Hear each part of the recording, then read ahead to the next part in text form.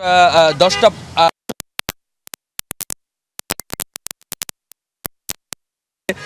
বিএনপির ভারপ্রাপ্ত চেয়ারম্যান তারেক রহমান এরই মধ্যে রওনা হয়েছেন ওসমান হাদির কবর জিয়ারতের উদ্দেশ্যে। মূলত গত 3 দিনের যে কর্মসূচি, এর মধ্যে আজকের দিনে কিন্তু সকালেই তিনি শহীদ ওসমান হাদির কবর জিয়ারতের উদ্দেশ্যে তিনি রওনা হয়েছেন। আমরা দেখতে পাচ্ছি তার গাড়িবহর কিন্তু ইতিমধ্যেই গুলশান এক হয়ে কিন্তু সেই গাড়িবহরগুলো চলছে শাহবাগের দিকে। প্রথমে শাহবাগ হয়ে ঢাকা বিশ্ববিদ্যালয়ের ভিতরে যে জাতীয় কবি কাজী নজরুল ইসলামের যে সমাধিসৌধ, ঠিক তার পাশেই সমাহিত আছেন ওসমান হাদি। সেখানেই যাবেন বিএনপির ভারপ্রাপ্ত চেয়ারম্যান তারেক রহমান।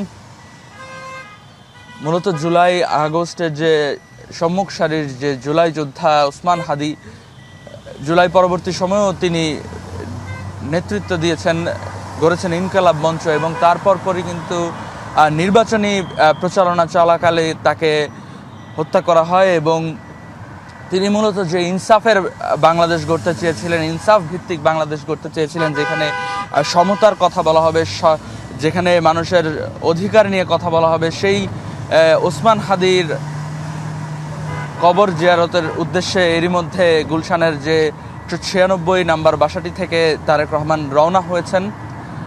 আমরা সেই গাড়িবহরের সাথেই আছি। গুলশান 2 নাম্বার পার হয়ে বনানীর দিকে উঠছে সেই গাড়িবহরটি।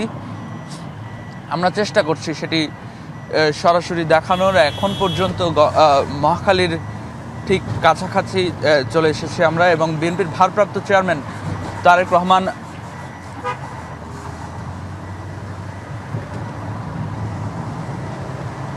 গুলশানের সেই বাসাটি থেকে 196 বাসাটি থেকে বেরিয়ে আজকে তারা সারাদিনের তার যে কর্মসূচি, তার অংশ হিসেবে প্রথমেই সকালে তিনি ওসমান হাদির কবর জিয়ারতের উদ্দেশ্যে যাবেন, এবং তারপর পরই কিন্তু কবর জিয়ারতের কথা রয়েছে। এবং তিনি নির্বাচন কমিশনার অফিসে, যেখানে তিনি এনআইডি রেজিস্ট্রেশনের জন্য যাবেন। তারপরে পঙ্গু হাসপাতালে আহতদের দেখতে ছিল,